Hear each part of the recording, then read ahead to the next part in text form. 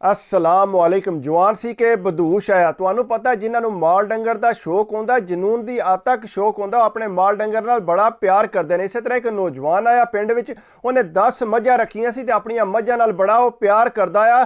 आपू पट्ठे उन्होंने लैके आंदा, कुत्तर दा भी आपू सी, गतावा करके मझां नू आपू पांदा आ, 2 टाइम चोंदा भी आपू सी और छड़ के मझां नाल गोया नहीं सी लगन दिंदा, नालों नाल सफाई करदा रहिंदा। इतना तगड़ा जवान आया।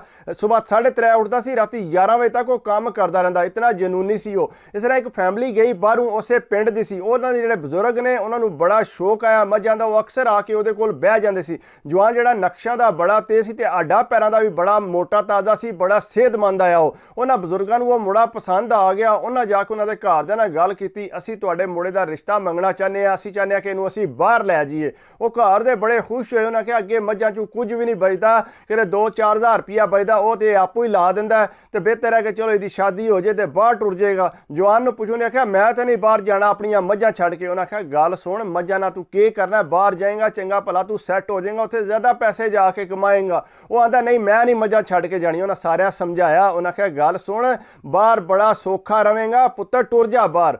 फिर उन्होंने बंदिया सारे आख्या तो वह मन गया। उन्हें आख्या जी ठीक है। उन्हें जनाब उन्होंने शादी की, कुड़ी आई उत्थे। जिसे पहली रात आई ना, कुड़ी कोल गई तो जवान को स्मैल इस तरह आ रही सी गोए दी, गोबर दी, कि तुसी छड़ गल दिओ। पहला भी वो जिहड़ा 5-5 दिन ते नहांदा ही कोई नहीं सी। जिहड़ा बंदा हर वक्त माल डंगर च रहिंदा, तुहानू पता है उहदे कोल स्मैल ते आवनी आवनी है। उन्हें ये मझां भी नहीं सी वेचियां। वो कुड़ी जिसले कोल गई, वो सी यूरोप दी रहण वाली, उन्होंने उसे स्मैल आई, पर औखी औखी उन्हें रात कढ़ी। कढ़ के तो सुबह जिसले हुई तो वह चुप करके अपने घर टुर गई। जिसे घर गई उन्हें आख्या जी मैं हूँ जड़ा दोबारा जड़ा उस घर नहीं जाऊँगी, उत्थे जाऊँगी तो फिर मुड़ा उत्थे आवेगा तो फिर गलबात होगी। उन्हें आख्या पुत्तर क्यों के गल? उन्हें आख्या नहीं कोई गल नहीं, बस उत्थे जाके हुण मैं वीज़ा अप्लाई करांगी तो इनू उत्थे ही बुला लांगी। घरदियां भी आख्या चलो ठीक है, वह भी चुप कर रहे। उन्हें आख्या जी कुड़ी इत्थे कोई सही महसूस नहीं कर रही, बेहतर यह है कि कुड़ी चलो उत्थों जाके वीज़ा अप्लाई करेगी तो मुड़े नूं बुला लेगी तो आपे दोवें सैटिंग कर लैणगे। घर दे आख्या चलो जी ठीक है, सानू कोई इतराज़ नहीं, चलो ठीक है। जवान ने पिछू फिर बड़ियां औखे होके मझां वेचियां। मझां नाल बड़ा प्यार करदा, निक्कियां निक्कियां कट्टियां उन्हें जवान कीतियां सी, लेकिन यह है कि बहरहाल उन्हें जिहड़ा मझां वेच दित्तियां। कुड़ी ने जाके वीज़ा अप्लाई किया बजुर्गां नाल होके। बजुर्गां नूं वैसे ही मझां दा बड़ा शौकीन सी, ते नाले जिसे मुड़ा उत्थे गया तो जनाब बड़े उन्होंने गप्पां लाणियां मझां दियां, फलानी इंज होंदी है, फलानी लैरी होंदी है, फलानी मत्थे वाली होंदी है। वो ऐं दियां गल्लां करदे सी उहदे नाल ना। वो अक्सर कुड़ी जिहड़ी जिहदे नाल शादी होई सी वो बह के सुणदी रहिंदी, लेकिन वो बोर हो जांदी सी। लेकिन उस तरह नौजवान कोल जिहड़ा स्मैल आउंदी सी, उन्हें अपनी अम्मा नूं दस्सिया कि इहदे कोलों स्मैल बहुत आउंदी है, 2-2 4-4 दिहाड़े नहांदा कोई नहीं। उन्हें इंज कीता, बजुर्गां ने जिसे सुनिया तो उन्हें उहदे वास्ते परफ्यूम लैके आए।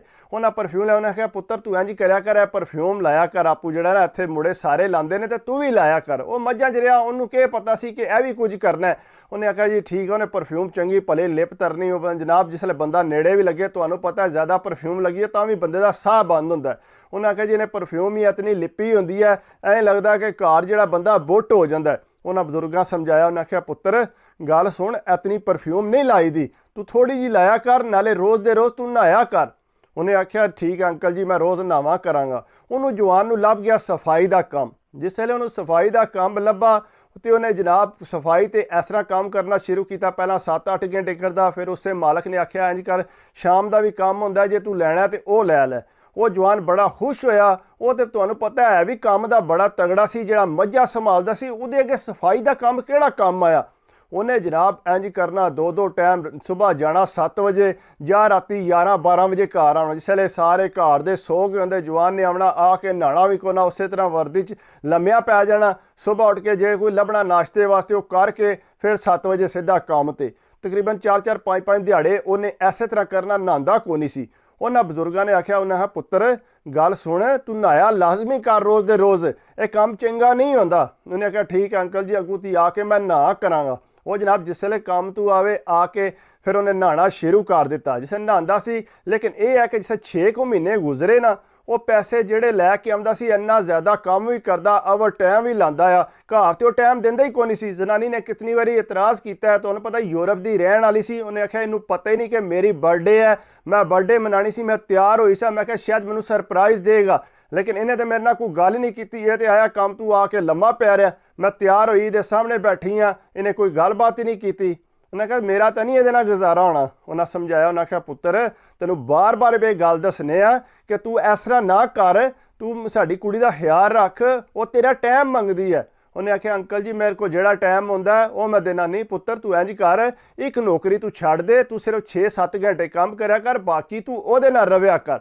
ਉਹਨੇ ਆਖਿਆ ਠੀਕ ਹੈ ਅੰਕਲ ਜੀ, ਮੈਂ ਮਾਲਕ ਨੂੰ ਆਖ ਦਿਆਂਗਾ ਤੇ ਅੱਗੋਂ ਕੋਸ਼ਿਸ਼ ਕਰਾਂਗਾ ਕਿ ਕੰਮ ਜਿਹੜਾ ਮੈਂ ਘਟਾ ਦਿਆਂ। ਬਹਰਹਾਲ ਉਹਨੇ 6-7 ਮਹੀਨੇ ਚੰਗੇ ਟਿਕਾ ਕੇ ਕੰਮ ਤੇ ਲਾਏ ਸੀ, ਲੇਕਿਨ ਬੀਵੀ ਦੇ ਪੱਲੇ ਕੋਈ ਪੈਸਾ ਨਹੀਂ ਸੀ ਪੈਣ ਦਿੱਤਾ। ਉਹ ਜੋ ਵੀ ਪੈਸੇ ਆਉਂਦੇ ਸੀ ਉਹ ਜਨਾਬ ਚੁੱਕ ਕੇ ਪਿੱਛਾ ਪਾ ਦਿੰਦਾ, ਜੋ ਵੀ ਪੈਸੇ ਆਉਂਦੇ ਸੀ ਚੁੱਕ ਕੇ ਪਿੱਛਾ ਪਾ ਦਿੰਦਾ। ਉਹਨੇ ਭਰਾ ਨੂੰ ਫੇਰ ਆਖਿਆ ਤੂੰ ਮੱਝਾਂ ਲੈ। ਉਹਨੇ ਜਨਾਬ ਪਿੱਛੇ ਉਹਨਾਂ ਚੰਗਾ ਭਲਾ ਵਾੜਾ ਬਣਾ ਲਿਆ, 70-80 ਉਹਨਾਂ ਮੱਝਾਂ ਪਿੱਛੇ ਕਰ ਲਈਆਂ। ਜਿਹੜੇ ਪੈਸੇ ਕਮਾਉਂਦਾ ਸੀ ਪਿੱਛਾ ਟੋੜਦਾ। ਉਹਨੇ ਚੰਗੀ ਤਗੜੀ ਹਵੇਲੀ ਬਣਵਾਈ, ਵੀਡੀਓ ਕਾਲਾਂ ਕਰ ਕਰਕੇ ਤੱਕਦਾ ਸੀ ਇਹ ਮੱਝ ਟਕਾ ਉਹ ਮੱਝ ਟਕਾ, ਕਿਉਂਕਿ ਉਹ ਮੱਝਾਂ ਦਾ ਤੇ ਸੀ ਜਨੂਨੀ, ਉਹ ਤੇ ਛੱਡ ਹੀ ਨਹੀਂ ਸਕਦਾ ਆ। ਉਹ ਕੁੜੀ ਤੰਗ ਆ ਗਈ। ਉਹਨੇ ਆਖਿਆ ਕਿੰਨਾ ਇਹ ਕੰਮ ਕਰਕੇ ਆਉਂਦਾ, ਘਰ ਤੋਂ 1 ਰੁਪਈਆ ਨਹੀਂ ਲਾਂਦਾ, ਨਾ ਹੀ ਕੋਈ ਤਨਖਾਹ ਲੈ ਕੇ ਆਉਂਦਾ, ਪੈਸੇ ਕਰਦਾ ਕਿੱਧਰ ਹੈ। ਉਹ ਬਜ਼ੁਰਗਾਂ ਨੇ ਤੇ ਮਾਇਰਾਂ ਬਹਾਲ। ਉਹਨੇ ਆਖਿਆ ਪੁੱਤਰ ਇੱਧਰ ਆ, ਬਹਿ ਆ ਕੇ। ਉਹਨੇ ਆਖਿਆ ਜੀ ਅੰਕਲ ਜੀ। ਉਹਨੇ ਆਖਿਆ ਗੱਲ ਸੁਣ, ਲਗਾਤਾਰ ਤੈਨੂੰ ਪਿਆਰ ਨਾਲ ਸਮਝਾ ਰਿਹਾ ਲੇਕਿਨ ਤੂੰ ਗੱਲ ਸਾਡੀ ਸਮਝਦਾ ਨਹੀਂ ਪਿਆ। ਉਹਨੇ ਆਖਿਆ ਅੰਕਲ ਜੀ ਕਿਉਂ ਨਹੀਂ ਮੈਂ ਤੁਹਾਡੀ ਗੱਲ ਸਮਝਦਾ, ਤੁਸੀਂ ਜਿਹੜੀ ਗੱਲ ਆਖਦੇ ਹੋ ਮੈਂ ਸੁਣਨਾ। ਉਹਨੇ ਆਖਿਆ ਪੁੱਤਰ ਤੂੰ ਐਡਾ ਸਿਆਣਾ ਨਾ ਬਣ, ਅਸਾਂ ਤੈਨੂੰ ਬਾਹਰ ਲਿਆਂਦੇ ਆ ਤੇ ਪੁੱਤਰ ਤੂੰ ਜ਼ਿਆਦਤੀ ਕਰਨੇ ਪਿਆ। ਉਹਨੇ ਆਖਿਆ ਅੰਕਲ ਜੀ ਕਿਹੜੀ ਮੈਂ ਜ਼ਿਆਦਤੀ ਕੀਤੀ। ਉਹਨੇ ਆਖਿਆ ਪੁੱਤਰ 6-7 ਮਹੀਨੇ ਹੋ ਗਏ ਨਹੀਂ ਨਾ, ਲਗਾਤਾਰ ਤੂੰ ਤਕਰੀਬਨ 13 ਤੋਂ 14 ਘੰਟੇ ਤੂੰ ਕੰਮ ਕਰਨੇ, ਤੇਰੇ ਉਹ ਪੈਸੇ ਕਿੱਧਰ ਜਾਂਦੇ ਨੇ। ਅੰਕਲ ਜੀ ਪੈਸੇ ਕੁਝ ਜਿਹੜਾ ਤੇ ਖਰਚਾ ਹੋ ਜਾਂਦਾ, ਕੋਈ ਮੈਂ ਘਰ ਸੌਦਾ ਲੈ ਆਉਣਾ, ਕੋਈ ਥੋੜੇ ਬਹੁਤ ਪਿੱਛਾ ਪਾ ਦੇਣਾ। ਉਹਨੇ ਆਖਿਆ ਪੁੱਤਰ ਥੋੜੇ ਬਹੁਤ ਪਾਏ ਨਾ ਫੇਰ ਤੇ ਹੈਰ ਹੀ ਹੈ, ਜੇ ਤੈਨੂੰ ਇੱਥੇ ਦਾ ਵੀ ਅਹਿਸਾਸ ਹੋਵੇ, ਤੈਨੂੰ ਤੇ ਇੱਥੇ ਦਾ ਅਹਿਸਾਸ ਹੀ ਕੋਈ ਨਹੀਂ, ਤੂੰ ਤੇ ਸਾਰੇ ਪੈਸੇ ਪਿੱਛਾ ਪਿਆ ਪਾਨੇ। ਉਹਨਾਂ 70-80 ਮੱਝਾਂ ਲੈ ਲਈਆਂ ਨੇ, ਚੰਗੀ ਵੱਡੀ ਉਹਨਾਂ ਹਵੇਲੀ ਤਿਆਰ ਕਰ ਲਈ ਹੈ, ਸਾਰੀ ਪੱਕੀ ਹਵੇਲੀ ਹੈ ਉੱਥੇ। ਉਹਨੇ ਆਖਿਆ ਅੰਕਲ ਜੀ ਉਹਨਾਂ ਆਪਣੇ ਕੋਲ ਕੋਈ ਪੈਸੇ। ਉਹਨੇ ਆਖਿਆ ਪੁੱਤਰ ਗੱਲ ਸੁਣ, 10 ਮੱਝਾਂ ਤੁਸੀਂ ਵੇਚੀਆਂ ਸੀ, ਤੁਹਾਡੇ ਕੋਲ ਇਤਨੀ ਗੁੰਜਾਇਸ਼ ਨਹੀਂ ਸੀ, ਸਾਰੇ ਪੈਸੇ ਟੋਰੇ ਨੇ ਤੂੰ।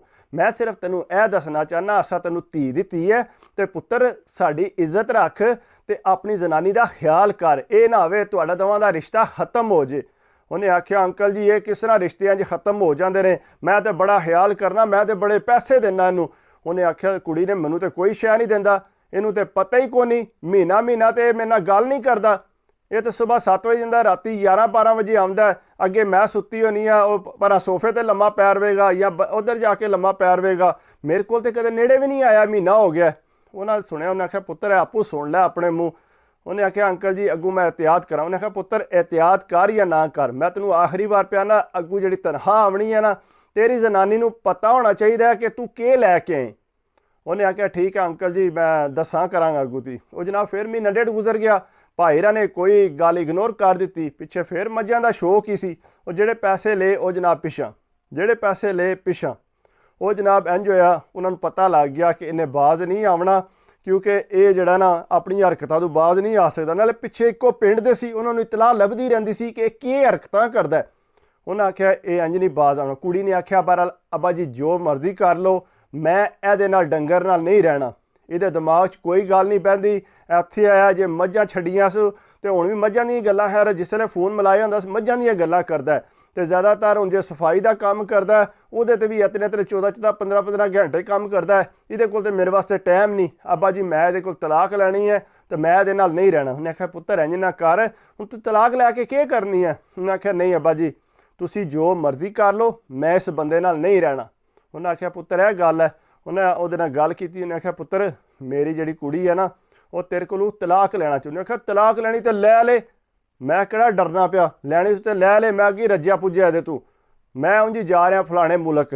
ਉਹਨੇ ਆਖਿਆ ਪੁੱਤਰ ਇੰਝ ਨਾ ਕਰ, ਤੂੰ ਉਹਨੂੰ ਕੋਸ਼ਿਸ਼ ਕਰ ਸਮਝਾਉਣ ਦੀ। ਉਹ ਨਹੀਂ ਅੰਕਲ ਜੀ ਇਹ ਕਿ ਸਮਝਦੀ ਆ, ਮੈਂ ਇਹਦੇ ਕੋਲ ਹੀ ਰਵਾਂਗਾ, ਮੈਂ ਦੂਸਰੇ ਮੁਲਕ ਟੁਰ ਜਾਵਾਂਗਾ।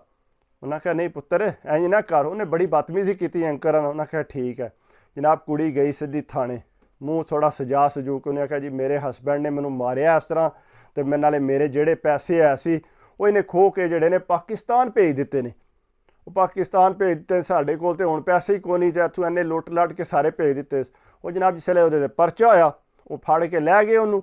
ਉਹਨੇ ਆਖਿਆ ਹਾਂ ਬਈ ਦੱਸ ਤੂੰ ਇਸ ਤਰ੍ਹਾਂ ਜਿਹੜਾ ਪੈਸੇ ਇਹਦੇ ਤੂੰ ਲਏ ਨੇ, ਤੂੰ ਇਹਦਾ ਜ਼ੇਵਰ ਜਿਹੜਾ ਵੇਚ ਕੇ ਪਾਕਿਸਤਾਨ ਭੇਜਿਆ।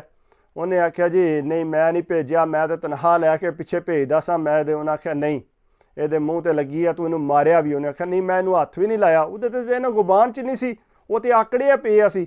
ਉਹਨੇ ਆਖਿਆ ਨਹੀਂ ਨਾਲੇ ਤਾਂ ਤੈਨੂੰ ਡਿਪੋਰਟ ਕੀਤਾ ਜਾਏਗਾ, ਨਾਲੇ ਤੈਨੂੰ ਇਤਨਾ ਫਾਈਨ ਹੋਵੇਗਾ। ਉਹ ਫਾਈਨ ਤੂੰ ਪਹਿਲਾਂ ਦੇਣਾ ਜਿਹੜਾ ਇਹਦਾ ਨੁਕਸਾਨ ਹੋਇਆ ਕੁੜੀ ਦਾ, ਤੇ ਫਿਰ ਤੂੰ ਜਿਹੜਾ ਆਪਣੇ ਮੁਲਕ ਡਿਪੋਰਟ ਹੋ ਸਕਨੇ। ਉਹ ਜਨਾਬ ਉਹਨੇ फ़ोन ਕੀਤਾ ਪਾਕਿਸਤਾਨ, ਉਹਨੇ ਕਿਹਾ ਮੇਰਾ ਤਾਂ ਬੜਾ ਮਸਲਾ ਬਣ ਗਿਆ, ਉਹ ਤੇ ਇੰਨੇ ਪੈਸੇ ਮੇਰੇ ਪਿੱਛੇ ਇਲਜ਼ਾਮ पे ਲਾਉਂਦੇ ਨੇ।